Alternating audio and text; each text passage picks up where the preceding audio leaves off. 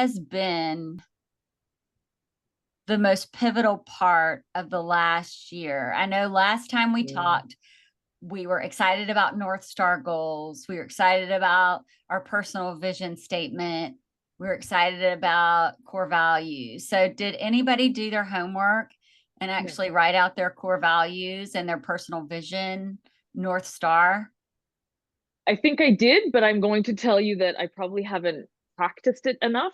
However, I will say that as a result from this year to, like, if I was to visually look back of what's happened over the past 12 months, for me specifically, I think I've grown more into my voice. I think I've grown more into my own identity, for lack of a better word there. With all of the learnings and the people I get to talk to from the podcast and outside of the podcast, I know now some more strengths of mine that I didn't have before, right? And I know to champion myself as well as other people in my presence, in like immediate and external presence. So I think for me, that's my growth moment from the past 12 months, is what I have done for others. Do I still need to do work on myself? Freaking do I? Like, there's still things I've done because I feel I've poured myself into lots of other people, but I'm all appreciative for it and happy for everything that I've gone through. I've seen that growth in you, Helen. Just even like thanks, first season now, just like your voice, I'm like, oh, you're so smart. Like, you're so insightful, and the confidence that you have now that you didn't have in those first couple episodes. Sometimes when I'm editing, I'm like, oh, Helen, like, you could like do this as a career, like be on The View. Like, you're so good at it. I get kicked off. They need a button. Yeah, they do. They need a button. The Canadian version. But I love that. Thanks, Tan. And that's part of our empowerment piece, right?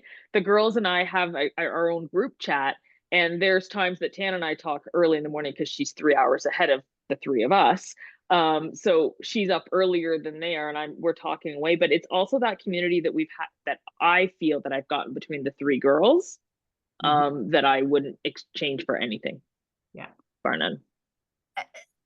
I want to ask you a question, Helen, about finding your voice and also balancing that voice with three other people. So has there ever been a moment during the podcast in the last season and a half where you've vehemently disagreed and really had to use that confidence to respectfully disagree, but assert your point? Like, what did that look like? I think we're very cognizant of each other. I think I can read the girls very well when I know they have something to say versus they don't have something to say. And that's no disrespect, but I think that's what we've all kind of can read each other a little bit better.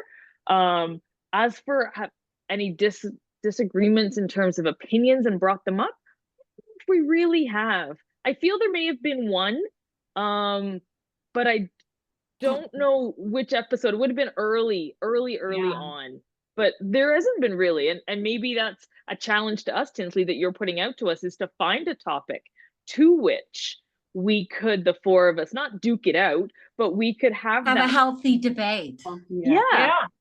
Not sure what that would be.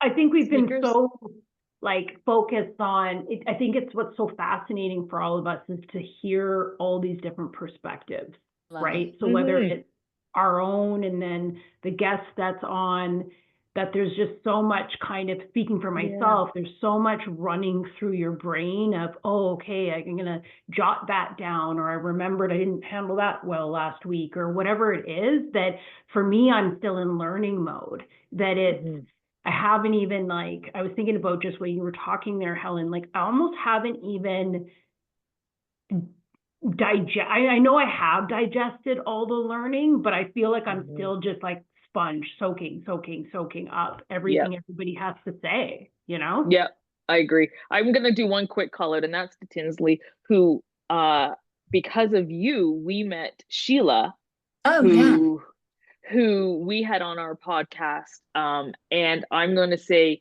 in this season's recordings, she was truly amazing. And all of us sat there the whole time, pretty much like this, absorbing everything she said.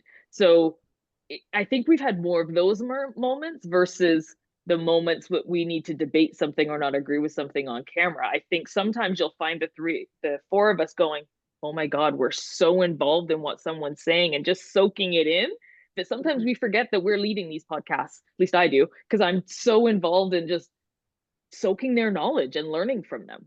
Do it messy, I always say. Do it imperfect, but do it anyway. Shining your light day by day with compassion for yourself and others. Like Jesus said, loving one another. Grit, growth, and gumption. We all need a little something to pick up and see us through when the world comes down on you. Not everyone's made like us. Not everyone's brave enough. They